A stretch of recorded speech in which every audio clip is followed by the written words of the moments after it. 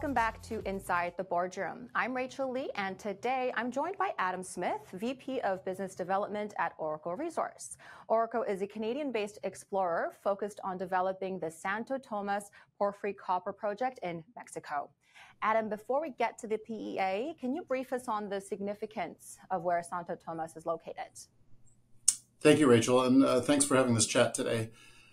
Santo Tomas's location in northwest Mexico, straddling the Sinaloa and Chihuahua borders, offers many advantages. CapEx, OpEx savings will accrue as a consequence of its central location and surrounding infrastructure. We're 160 kilometers to a Pacific Ocean deepwater port of Topolobampo. We're less than 20 kilometers to high-pressure gas pipeline that runs from Texas to the port of Topolobampo.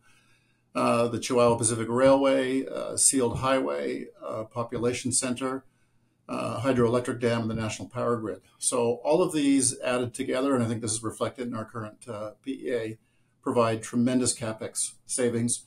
Certainly when you compare this project to some of its peers, which are located several hundred kilometers in some cases from ports, at very high elevation. Our elevation maxes out about 1,000 meters versus a few thousand meters plus for some projects in the Andes.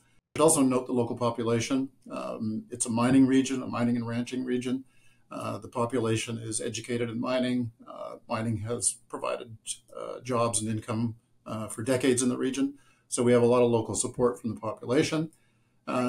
And we've met with officials at the port of Topolobampo. We've met all the way up to the governor of the state, and we have their support as well. So location means more than just physical location in the mining industry. It means as well, what is the local population's attitude towards mining? And in our case, it's very favorable. Great. And, going into the updated PEA, I know that the favorable infrastructure translates into numbers. So give us a review of the figures and also what the reaction has been like as well. Yeah, well, I think the PEA reflects not just the favorable infrastructure, but the fact that the ore body outcrops at surface. There's a relatively low strip ratio. 70% of the ore body sits in a ridge above the valley bottom. And it's a broad zone of consistent grade of mineralization. So all that has been reflected in relatively low CapEx of $1.1 billion, certainly low relative to the $1.5 billion net present value and the 22.2% IRR. The PEA reflected production of approximately 5.4 billion pounds of copper life of mine. In today's copper price of $4.30. That would be over $1 billion a year for about 23 years. Payback is fairly rapid at 3.7 years. And if you look at where M&A is taking place right now in the copper sector, what price of copper, what long-term value for copper is likely being used in these transactions, and you can glean that from a reverse engineering the valuations. It's been said that we're looking at 450 copper is what the majors are using for valuations. 450 copper applied to Santo Tomas gives us about a $1.8 billion NPV. That's 2.5, 2.6. No, it's actually closer to, sorry, it's 2.8 billion Canadian. And with our 250 million shares outstanding, we've got about $11, $12 of NAV per share. Right. And no doubt, it's good results that we've seen. But there's an overhang in the market due to uncertainty in Mexico related to a proposed constitutional change on open pit mining. Can you shed light here on what's going on and what internal conversations have been like at Oroco? Yeah, when this was first proposed, the so-called open pit mining ban, more accurately, a ban on the issuance of open pit mining, of new open pit mining concessions.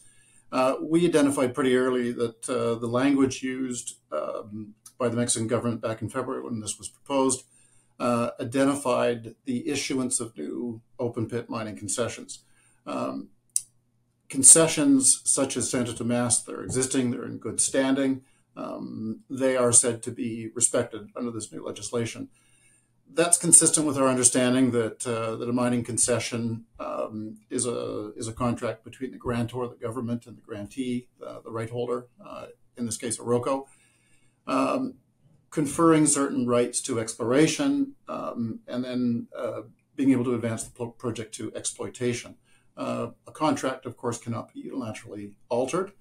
I think that's recognized by the Mexican government, and that's why you see this being reported on as no new open pit mining concessions as opposed to no permits, because denying the right to transfer from exploration to exploitation would be a violation of that, the rights granted under the concession.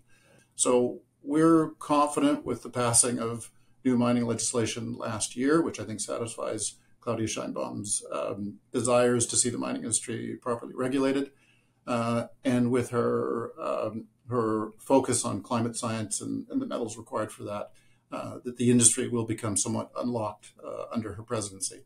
Okay. We don't necessarily expect to see that on day one, but with the legislation providing the backdrop for proper regulation of the industry, satisfaction of the criteria that she herself has laid out in a manifesto she published last year, and a need to, or I guess a latent potential of the industry to see permits not granted over the last few years be granted and see a wave of investment in the country, a wave of new economic activity related to these mines, including open pit mines.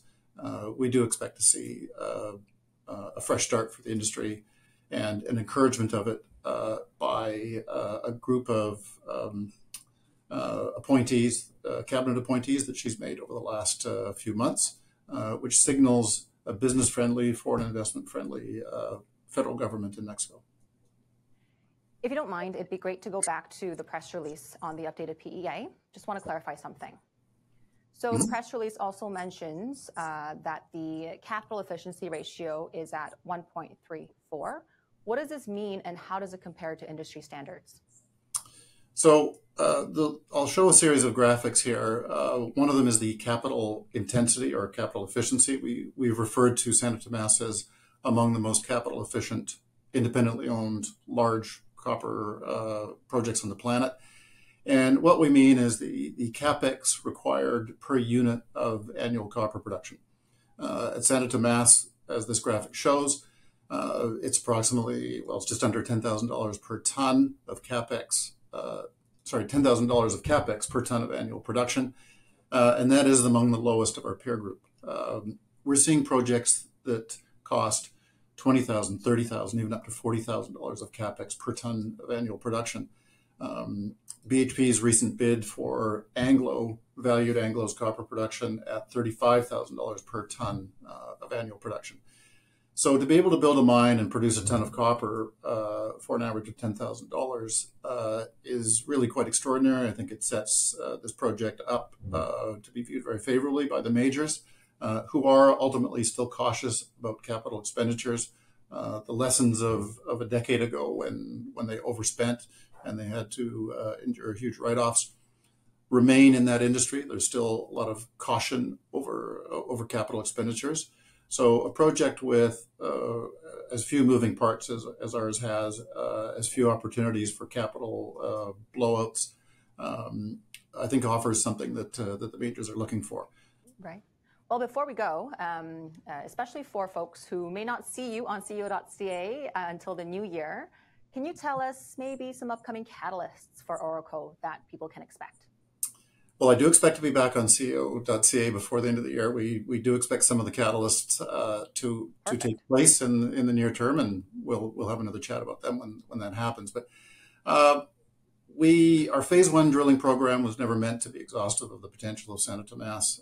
We have some fairly low-hanging fruit in terms of opportunities to both expand the resource and to increase the confidence level from inferred to measured and indicated. We do want to get back with a phase two drill program. After the 76 holes of the first phase and the 75 historic holes, we don't need to add a lot. So phase two can be somewhat modest.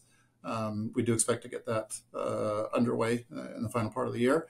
And prior to that, we also expect, I think, an investment into the company that will finance that program. On the permitting political jurisdiction front, we don't necessarily expect to see clarity immediately after President-elect Sheinbaum is appointed on the 1st of October. But we are hoping to see some signs from that government, such as President-elect Sheinbaum making similar statements to the ones that she's made recently about the open business environment that she expects to foster, the favorable climate for foreign investors, that sort of thing. So we do expect to see an opening up of Mexico in terms of providing clarity to the mining industry at a time when copper prices are rising and when we get back to phase 2 of drilling in Santo Tomas. Great. Well, we'll keep watching. Now that's Adam Smith of Oroco, ticker symbol OCO on the Venture Exchange. Thanks for watching, and don't forget to subscribe if you've made it this far. We'll see you again next time. Thank you, Rachel.